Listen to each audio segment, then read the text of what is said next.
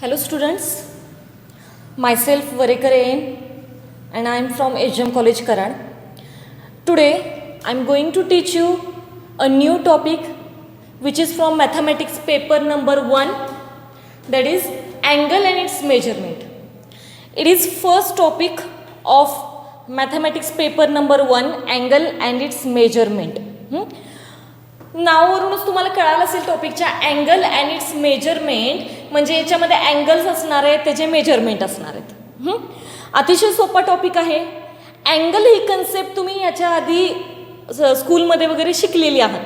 Angle म्हणजे काय, त्याचं मेजरमेंट कसं करायचं, या गोष्टी तुम्ही स्कूलमध्ये शिकलेला आहात. पण मेजरमेंट करण्यासाठी तुम्ही जी सिस्टीम वापरत होता, मेजरमेंट करण्यासाठी आपण काय करत होतो, अँगल कसं काढायचा, एक रे काढून घ्यायचा, त्यानंतर किती डिग्रीचा अँगल काढायचा आहे तो काढून घेतला.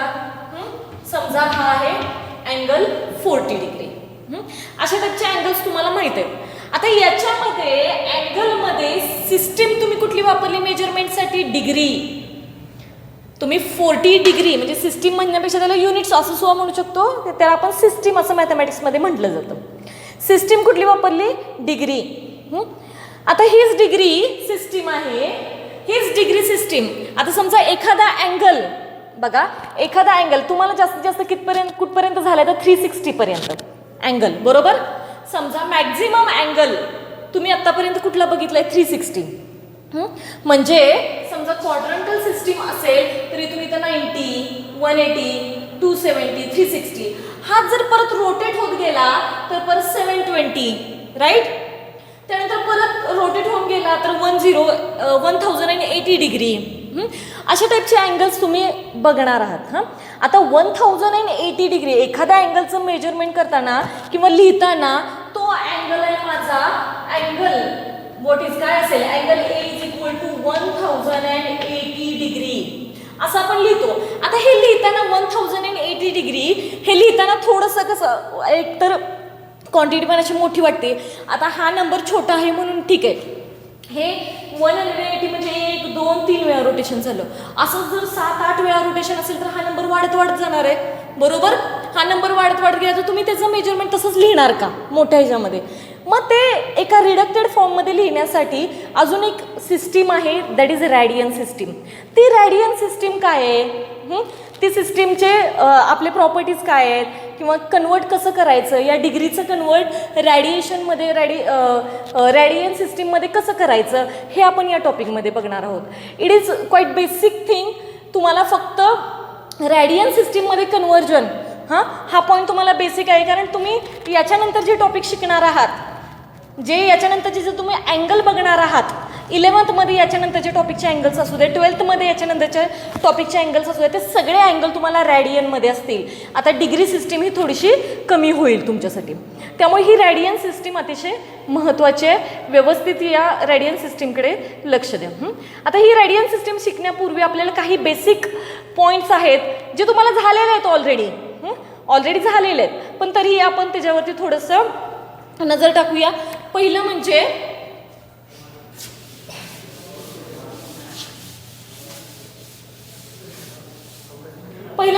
Directed angle. इथून आपण टॉपिकला सुरुवात करतोय. काही टर्म्स आहेत, त्या टर्म्स समजून घ्या. पहिली टर्म आहे दॅट इज डायरेक्टेड अँगल.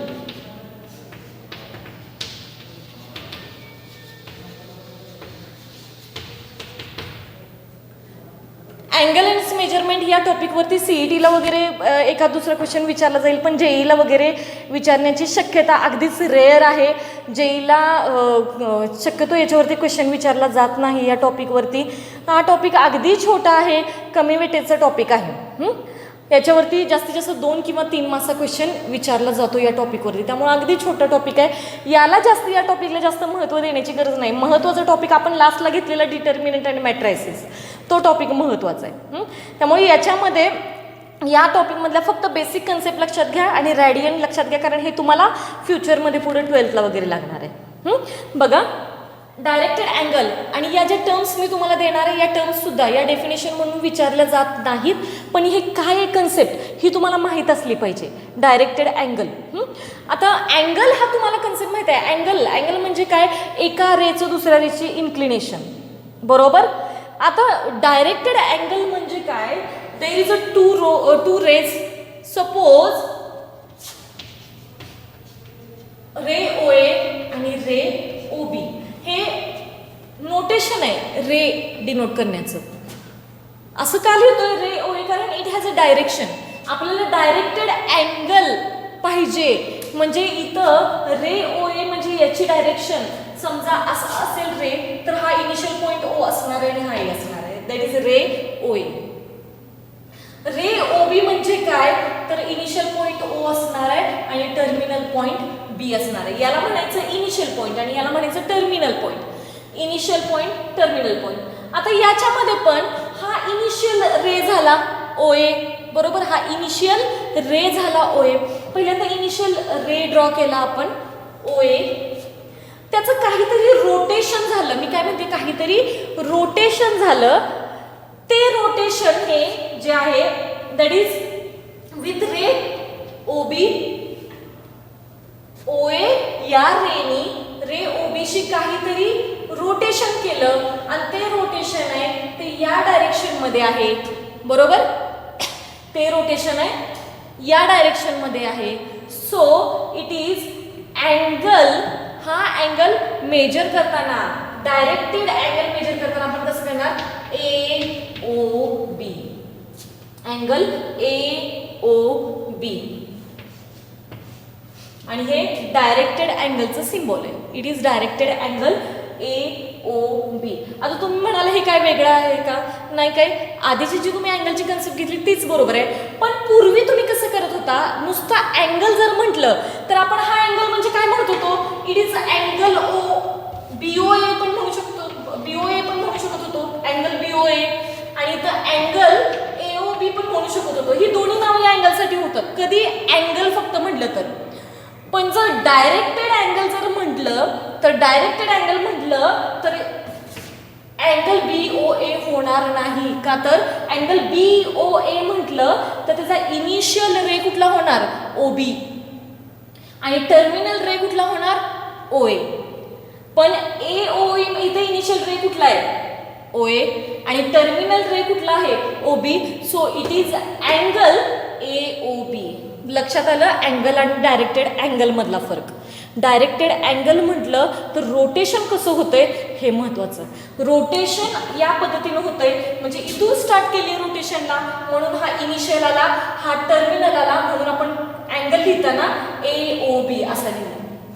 समजा दुसरा एक अँगल आहे हा, तोच घेऊया. मी असं लिहिते बी ओ ए. आणि याचं इन्क्लिनेशन किंवा याचं रोटेशन असं आहे, बरोबर. आता याचं रोटेशन असं आहे म्हटल्यावरती याचा इनिशियल आर्म काय झाला? ओ बी. आणि टर्मिनल आर्म काय झाला? O A. So this is directed angle B O A. हा काय झाला? Directed angle B O A. अजून एखादं एक्झाम्पल घेऊया डायरेक्टेड अँगलचं. आता यामध्ये पण डायरेक्टेड अँगलमध्ये पण क्लॉकवाईज आणि अँटी क्लॉकवाईज सेन्स आहेत.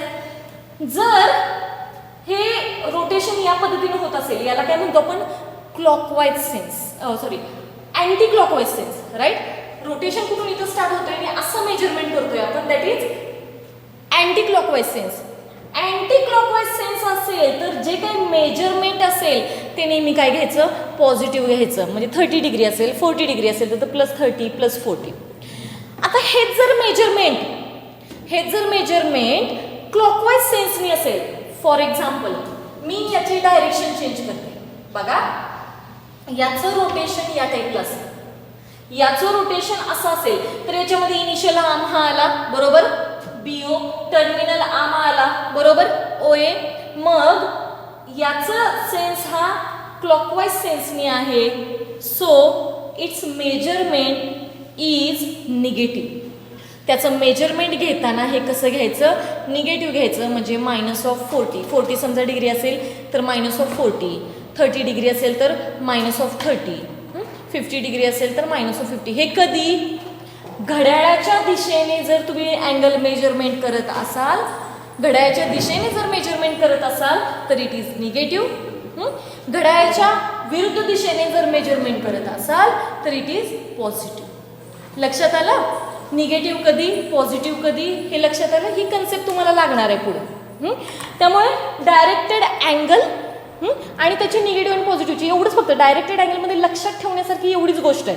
हे तुम्ही बाकीचं काही लक्षात घेऊ नका. मेजरमेंट काय आहे, हे काय आहे, हे रोटेशन काय आहे, फक्त एवढं लक्षात ठेवा. डायरेक्टेड अँगलमध्ये क्लॉकवाईजनी असेल तर इट इज निगेटिव्ह आणि अँटी क्लॉकवाईजनी असेल तर काय घेणार? पॉझिटिव्ह. लक्षात आलं? देन नेक्स्ट पॉइंट आहे zero angle.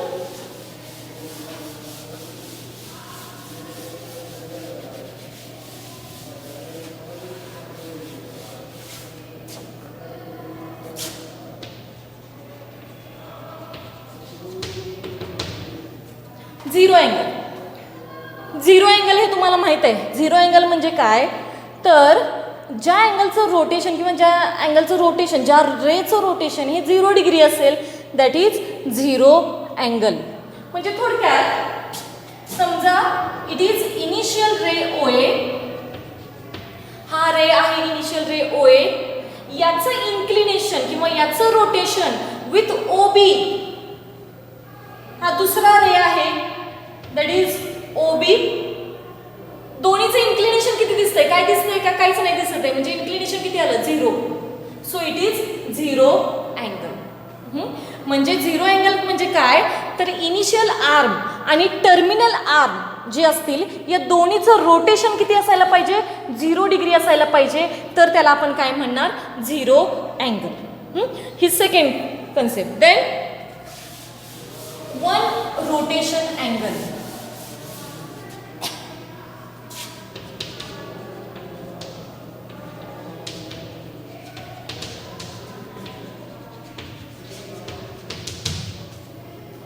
One rotation angle म्हणजे काय बघा. Suppose this is initial ray OA, हा इनिशियल रे आहे OA, यानी त्यानंतर एक टर्मिनल रे घेऊया OB, याचं इन्क्लिनेशन एक टर्मिनल रे मी घेतला दॅट इज OB. तर या इनिशियल रेचं इन्क्लिनेशन आफ्टर वन रोटेशन बघा, या इनिशियल रेचं इन्क्लिनेशन किंवा इनिशियल रेचं rotation after one rotation it is inclination with OB किती डिग्री असेल? It is 360 degree. थोडक्यात that is one rotation angle. याला काय म्हणायचं? One rotation angle. म्हणजे समजा दोन अँगल्स असतील, हा माझा इनिशियल रे आहे, हा माझा टर्मिनल रे. याच्यावरून इनिशियल रे मी ठेवला, याचं मेजरमेंट मी केलं, इथून मी फिरवून आले अँगल रोटेशन इथंच, दोन्ही एकावरतीच एक येणार आहेत. बरोबर? That is. किंवा घड्याळाचे तुम्ही दोन्ही काटे बघा, मिनिट काटा असेल आणि तास काटा असेल. समजा दोन्ही फिरून दोन्ही काटे ज्यावेळी 12वरती येतात, एक कम्प्लीट रोटेशन हे करून 12वर येतं, that is one rotation angle. दोन्हीचा तिथं अँगल किती होतो? One rotation angle.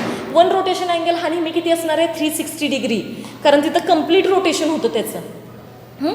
तास काटा फिरून 12वरती येतो, त्यानंतर मिनिट काटा फिरून 12वरती. ज्यावेळी ते दोन्ही काटे कोइन्साइड होतील 12 वाजता that is one rotation angle. तिथं एक वन रोटेशन तयार होतं दॅट इज 360 डिग्री. यामध्ये पण तुम्हाला क्लॉकची एक्झाम्पल्स आहेत, that is very important example क्लॉकची, आणि ती एक्झाम्पल CETला त्यातलं एखादं एक्झाम्पल विचारू शकतात क्लॉकचं. आणि एक वर्ष म्हणजे JEEला वगैरे पण कदाचित असेल, पण JEEला इतकं जास्त विचारलं जात नाही, पण CETला मात्र क्लॉकवरचे एक्झाम्पल्स असतात. त्यामुळे ते क्लॉकवरचे एक्झाम्पल्स यातले इम्पॉर्टंट आहेत. ते one rotation of minute hand and hour hand या दोन्हीमधलं रोटेशन दॅट इज 360. एक कम्प्लीट रोटेशन किती असणार आहे? 360. जसं अँगलप्रमाणे तसंच हे.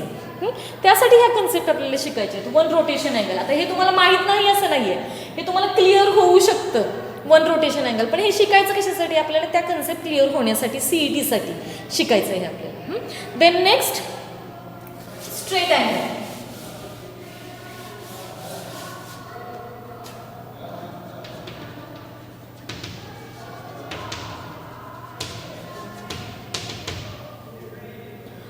Straight angle it is quite simple. Straight angle म्हणजे काय? तर त्याचा इनिशियल आर्म आणि टर्मिनल आर्म हे दोन्ही अपोजिट डायरेक्शनला असतील. बघा, suppose this is ray O A and this is ray O B. Ray O A आणि रे ओ बी दोन्ही कसे आहेत? अपोजिट डायरेक्शनला आहेत. So this is called as, आणि अँगल दिसताना कसं दिसतोय? स्ट्रेट दिसतोय ना, दॅट इज स्ट्रेट अँगल. आणि स्ट्रेट अँगलचं इन्क्लिनेशन किती असेल? याचं इन्क्लिनेशन 180 डिग्री. जसं वन रोटेशन अँगलचं इन्क्लिनेशन हे 360 डिग्री असतं, तसं स्ट्रेट अँगलचं रोटेशन हे किती असेल? 180 डिग्री. फॉर एक्झाम्पल सांगायचं म्हटलं तर 6 वाजले घड्याळामध्ये. 6 वाजले तर मिनिट काटा हा 12 वरती असणार, बरोबर. तास काटा हा कितीवरती असणार आहे? 6 वरती असणार आहे, राईट. म्हणजे that is straight angle. Minute काटा बरोबर आणि तास काटा जो minute hand and hour hand हे दोन्ही एकमेकांच्या बरोबर कसे असतील? अपोजिट डायरेक्शनला असतील, right. That is what? Straight angle. लक्षात आलं? हे मुद्दामून मी घड्याळाचं का सांगते? कारण ही क्लॉकची एक्झाम्पल्स आपल्याला पुढं आहेत आणि हे आत्ताच तुम्हाला क्लॉकचं थोडीशी सवय व्हावी यासाठी दरवेळी मी एक्झाम्पल देताना क्लॉकचं देते आहे. वन रोटेशन अँगलला सुद्धा क्लॉकचं एक्झाम्पल सांगितलं मी तुम्हाला, आणि याला पण आता क्लॉकचं एक्झाम्पल सांगितलं. ठीक आहे, ती लक्षात ठेवा. Then next is right angle.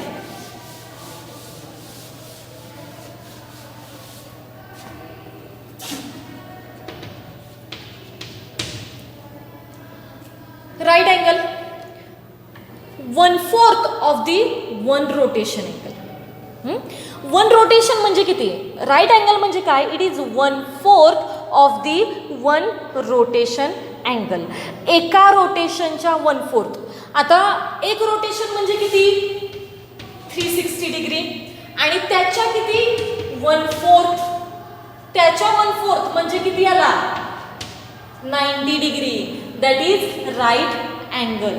आता हे राईट अँगल तुम्हाला झालेलं आहे, तुम्हाला माहित पण आहे right angle it is 90 degree. It is 90 degree. पण ते आपल्याला आत्ता 11th मध्ये त्याची डेफिनेशन काय आहे? 1/4 ऑफ दी वन रोटेशन. हे असं का लक्षात ठेवायचं? राईट अँगलची डेफिनेशन ही का लक्षात ठेवायची? ही क्लॉकच्या एक्झाम्पलच्या वेळी तुम्हाला ही लागणार आहे. राईट अँगल म्हटलं तर किती घ्यायचं? 1/4 ऑफ दी वन रोटेशन. एका रोटेशनच्या किती असणार आहे? 1/4 असणार आहे. फॉर एक्झाम्पल घड्याळामध्ये वाजले 3. 3 वाजल्यावरती after 3 hours there is a minute hand is on 12 and our hand is on 3. So the rotation between that minute hand and our hand, what is that? It is right angle. That is 1/4 of the 360. हे rotation म्हणजे काय झालं तुमचं? Right अँगलचं. Then next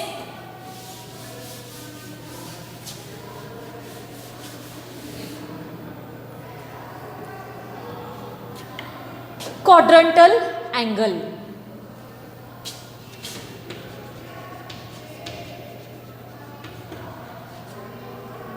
Quadrantal angle. Okay. What is quadrantal angle? Quadrantal angle म्हणजे काय? तर तुम्हाला quadrant system माहित आहे? This is quadrant system. He quadrant system आहे, आणि क्वाड्रंट सिस्टीम मध्ये हा एक्स ॲक्सिस आहे, हा वाय ॲक्सिस आहे, right. So what is quadrantal angle? तर एखादा रे, इनिशियल रे म्हणजे समजा एक्स ॲक्सिस असेल, किंवा टर्मिनल रे म्हणजे एक्स ॲक्सिस असेल, इनिशियल रे म्हणजे वाय ॲक्सिस असेल, किंवा टर्मिनल रे म्हणजे वाय ॲक्सिस असेल.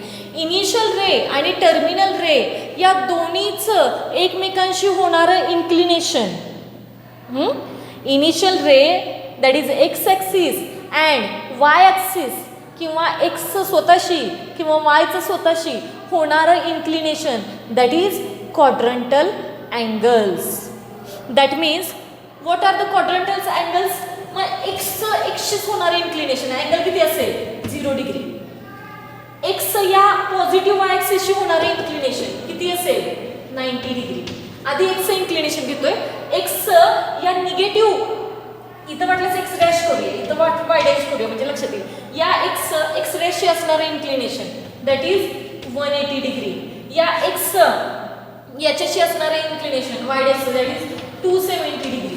त्यानंतर एक्स आफ्टर वन रोटेशन परत एक्सशी होणारं inclination that is 360 degree. All these are quadrantal angles. आता फक्त 360 पर्यंतच येईल का? नाही, याच्या पुढे जर रोटेशन अजून फिरवलं, बघा याच्या पुढे जर मी परत रोटेशन घेतलं तर 360च्या पुढे पण येईल माझं 450 येईल, बरोबर, 540 येईल, 630 येईल. जर तुम्ही हे ऑब्झर्व केलं तर हे बघा की 0, 90, 9, 18, 27, 36 म्हणजे काय आहे? इंटिग्रल मल्टिपल ऑफ 9चे नंबर्स आहेत, म्हणजे 9च्या पटीतले आहेत. इंटिग्रल मल्टिपल ऑफ 9 म्हणजे 9च्या पटीतले आहेत. म्हणजे क्वाड्रंटल अँगल हे लक्षात कसे ठेवायचे? क्वाड्रंटल अँगल म्हणजे it is integral multiple of 90. 90च्या इंटिग्रल मल्टिपलमध्ये असणारे angles that is quadrantal angles. 90च्या इंटिग्रल मल्टिपलमध्ये असणारे अँगल्स म्हणजे काय ते? Quadrantal angles. हे राहील लक्षात. ही डेफिनेशन वगैरे लक्षात ठेवायची काही गरज नाही. क्वाड्रंटल अँगल म्हणजे काय तुम्ही लक्षात ठेवणार? 90च्या इंटिग्रल मल्टिपलमध्ये असणारे अँगल्स. आणि एक लास्ट राहिला आहे तो म्हणजे को टर्मिनल अँगल्स.